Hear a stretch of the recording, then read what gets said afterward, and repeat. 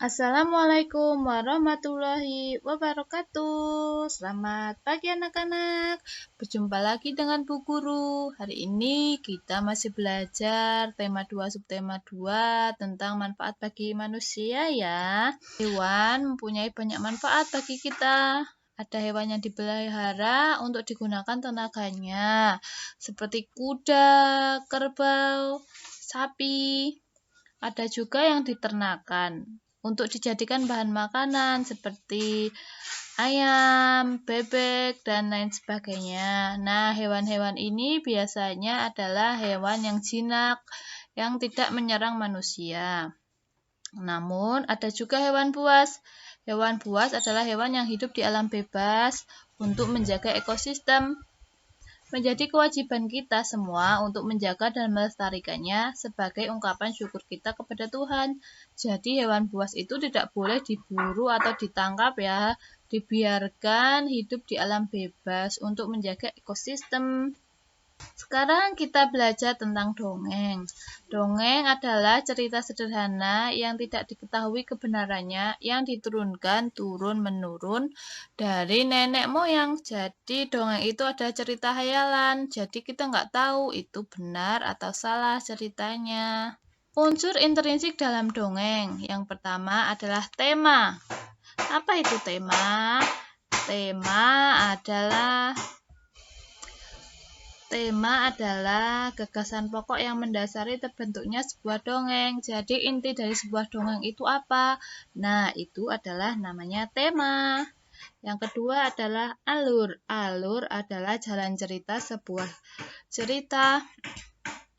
Jadi, kalau di ceritanya menceritakan kehidupan sekarang, berarti itu alurnya maju. Kalau menceritakan kejadian yang sudah lampau atau yang sudah dialami, berarti alurnya mundur. Kemudian latar. Latar merupakan ruang, waktu, suasana, serta alat pada peristiwa atau kejadian yang terjadi dalam suatu cerita. Amanat.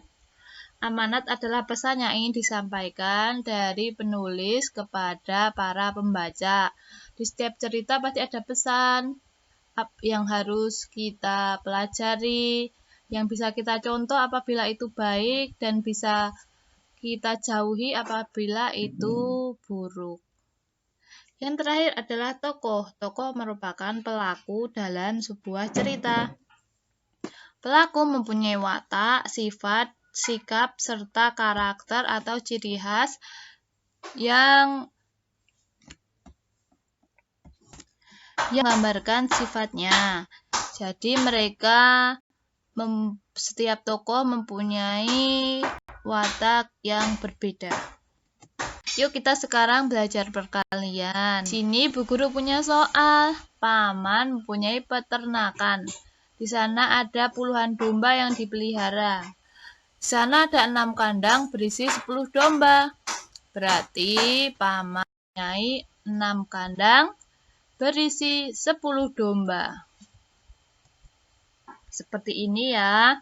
Maka dalam bentuk penjumlahan bisa kita tulis seperti ini. 10 ditambah 10, ditambah 10, ditambah 10, ditambah 10, ditambah 10. Atau bisa kita ringkas dalam bentuk perkalian menjadi 6 kali 10. Hasilnya ada 60 domba. Namun karena kandang tidak terlalu besar, domba-domba tersebut merasa sesak. Paman berniat membuat kandang lagi, sehingga kandangnya menjadi 10. Berapa isi domba setiap kandang? Berarti tadi kan dombanya ada 60. Dibagi 10. Jadi setiap kandang berisi 6 ekor kambing atau domba. Jadinya seperti ini ya. Ada 10 kandang. Dalam bentuk penjumlahan, kita bisa menuliskan seperti ini, 6 tambah 6 sebanyak 10 kali, atau bisa diringkas dalam bentuk perkalian menjadi 10 dikali 6 sama dengan 60. Oh, ternyata hasilnya sama, 60.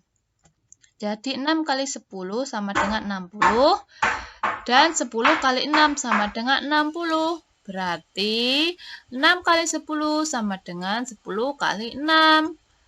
Perkalian menggunakan sifat pertukaran, jadi bisa ditukar-tukar karena hasilnya akan tetap sama. Seperti itu ya anak-anak. Sekarang kita belajar tentang gerakan melompat. Di sini di dalam gambar ada Siti, Edo, dan Lani sedang melakukan lompat tali. Pernahkah kalian melakukan gerakan lompat tali? Apa saja alat yang dibutuhkan hewan? Apa saja alat yang dibutuhkan? Hewan apa saja yang bergerak dengan cara melompat? Yuk kita hewan yang bergerak dengan cara melompat. Ada yang pertama ada katak, kemudian kelinci, dan ada juga kanguru. Untuk katak dan kelinci, anak-anak pasti sudah sering melihatnya ya. Kalau kanguru ini berasal dari negara Australia, jauh di sana. Kanguru binatang yang sangat penting untuk suku aborigin, yaitu suku dari Australia. Kulit, daging, dan tulang kanguru digunakan oleh suku aborigin untuk memenuhi kehidupan sehari-hari. Hewan di sekitar kita mempunyai ciri khas masing-masing, begitupun dengan kita, manusia. Manusia juga mempunyai ciri-ciri loh, baik fisik maupun sifatnya. Kalau fisik yang bisa kita lihat ya, misalkan rambutnya lurus atau memakai kerudung, kemudian badannya gemuk atau kurus. Nah, kalau sifatnya itu bermacam-macam. Setiap orang memiliki sifat yang berbeda. Ada banyak sifat yang dimiliki orang-orang di sekitar kita. Ada yang penolong, ada yang rendah hati, ada yang ramah, ada yang penyayang, binatang, dan masih banyak lagi. Nah, kita sebaiknya sebagai manusia harus selalu memiliki sifat yang baik dan menjauhi sifat yang tidak baik ya anak-anak. Sekian pembelajaran dari Bu Guru, semoga bermanfaat. Wassalamualaikum warahmatullahi wabarakatuh.